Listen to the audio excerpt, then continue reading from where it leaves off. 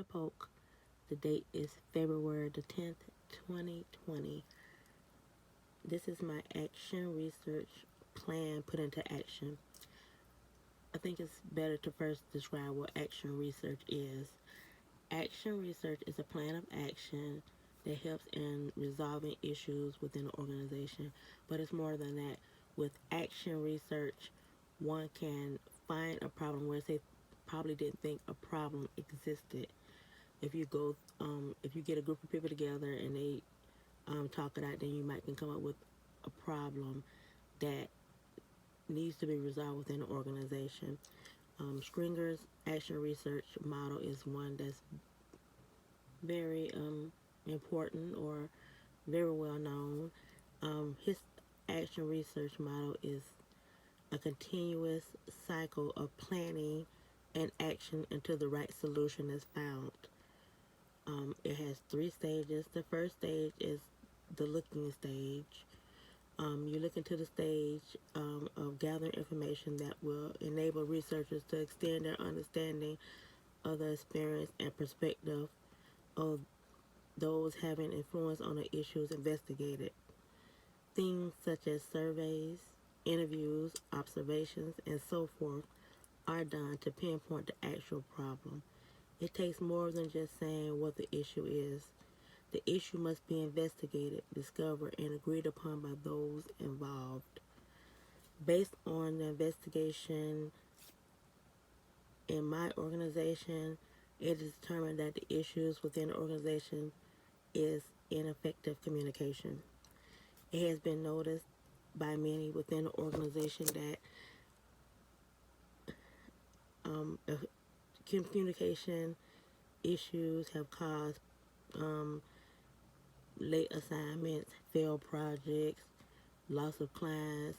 It has even gotten so bad that we have received negative reviews on social media, which has caused people to view the organization as in a negative light.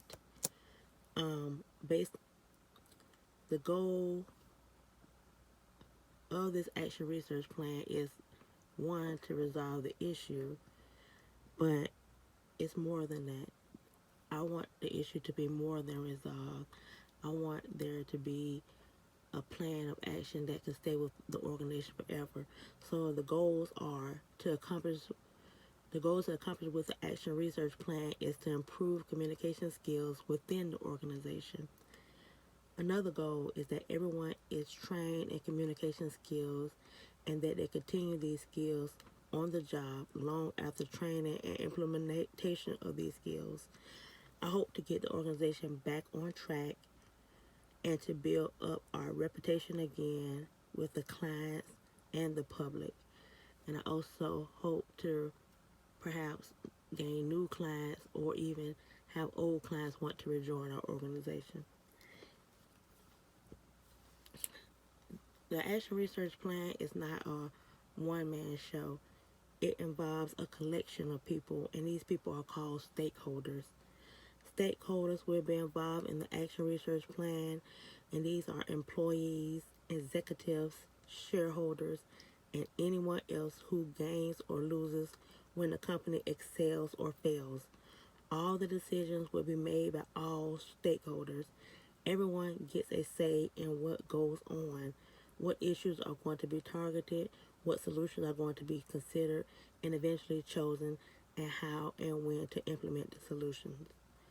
Now, this may seem difficult, but if everyone has gains or loses, if the organization fails or excels, then these people should have a say in what goes on.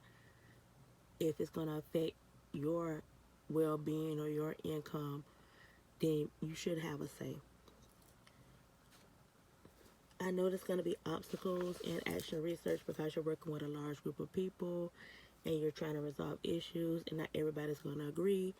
I think that one of the critical steps in starting action research is to get everyone to agree that a problem exists.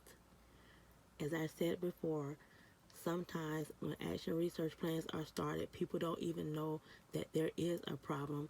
They discover that there is a problem through investigation. If people do not think a problem exists, then there will be no problem to resolve. Sometimes people feel that there is no problem or they cannot agree on the type of problem that an organization needs to resolve. I think that all stakeholders should be on board before any action research process starts.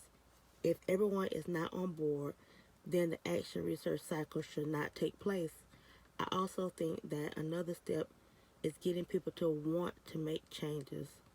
This involves getting people to participate and to work toward a solution.